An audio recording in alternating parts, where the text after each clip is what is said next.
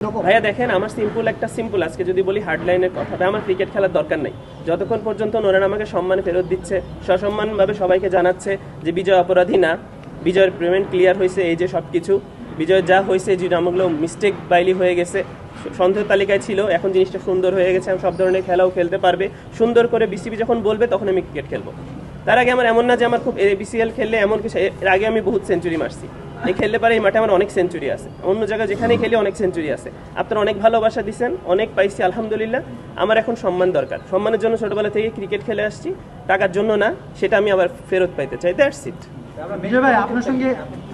আসলে এটাই আমার মনে হচ্ছে যে ফাইনাল পদক্ষেপ হইতে পারে। এরপরে আমার কাছে মনে হয় না যে আর কোনো পদক্ষেপ থাকবে। এতগুলো মিডিয়া আছে, আপনাদের প্রশ্নের উত্তর তো তাদের দিতে হবে, হয়তো বা কেউ না কেউ দিবে। আমি চাই যে যদি এমন কিছু হয় ফেস টু ফেস আমার সাথে কথা বলুক, বা আপনাদের সামনে নিয়ে এসে কথা বলুক যে আসলে ঘটনাটা কি আসলে ওনারা চাচ্ছে। নইলে তো একটা ছেলে এইভাবে আপনারা ঝুলাই রাখতে পারেন না। সো সব দিক থেকে দূরত্ব তৈরি হচ্ছে, আমি চাচ্ছি যে দূরত্বটাকে ক্লোজ হোক, জিনিসটাকে একটা সমাধানের পর্যায়ে আসে। বিষয়টা কি এমন যে আপনাকে বিসিবি সম্মান না দিলে আপনি আর ক্রিকেটে ফিরছেন না, মানে বিষয়টা এমন কি? ভাইয়া এটা এক ধরনের যদি বলেন, আমাকে যদি তারা উপযুক্ত সম্পূর্ণ প্রপার জিনিস না দেয়, আমার কাছে মনে হয় যে আমি ফিরবো না, আমার দরকার নেই ক্রিকেট। আপনার সঙ্গে বোর্ডের লাস্ট কমিউনিকেশনটা কি, মানে বোর্ডের কোনো অথরিটি গত কয়েক মাসে আপনাকে কোথাও ডেকেছে কিনা, বা আপনার লাস্ট? হ্যাঁ, এটাই কষ্টদায়ক বিষয় যে কেউ কিছু বলছে না, কোনো সমাধান দিচ্ছে না, ডাকছে না, বা ডেকে বলবে, ব্যাপারটা এইরকম।